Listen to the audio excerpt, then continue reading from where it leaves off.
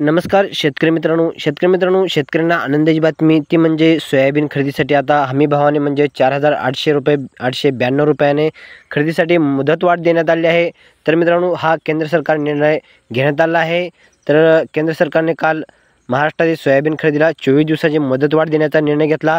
तसेच तेलंगणातील सोयाबीन खरेदीला 15 दिवसाची मुदतवाढ, तसेच अशी माहिती केंद्रीय कृषी मंत्री शिवराज सिंग चौहान यांनी काल दिली। त्यामुळे सोयाबीन उत्पादक शेतकऱ्यांना आता दिलासा मिळणार आहे।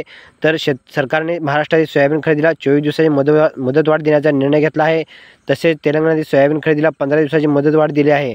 तर मित्रांनो, आता सोयाबीन उत्पादक शेतकऱ्यांना काहीसा दिलासा मिळणार आहे, कारण बरेच शेतकऱ्यांचे सोयाबीन आणखीन घरामध्ये आहे। तर त्याची मुदत जी होती 4,892 रुपयाने खरेदी करण्याची, त्याची मुदत जी संपली होती। मित्रांनो, खरीप हंगामासाठी छत्तीसगड, गुजरात, कर्नाटक, मध्य प्रदेश, महाराष्ट्र, राजस्थान आणि तेलंगणा राज्यातील सोयाबीन खरेदीस मान्यता देण्यात आली आहे।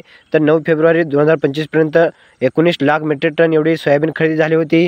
तर त्यामुळे 8,46,251 शेतकऱ्यांना फायदा झाला आहे। तर शेतकऱ्यांना अधिक संधी मिळावी म्हणून महाराष्ट्रात 24 दिवसासाठी आणि तेलंगणामध्ये 15 दिवसासाठी खरेदीची मुदत जी आहे ती वाढवण्यात आली आहे। तर शेतकरी मित्रांनो, जर तुमच्याकडे सोयाबीन असेल तर लवकरात लवकर आपल्या बाजार समितीमध्ये, नाफेडच्या कार्यालयामध्ये जाऊन आपली नोंदणी करा आणि लवकरात लवकर आपले सोयाबीन विका। तर या माहितीसाठी आपण हा व्हिडिओ बनवला। माहिती कशी वाटली नक्की सांगा। व्हिडिओ पाहिल्याबद्दल धन्यवाद।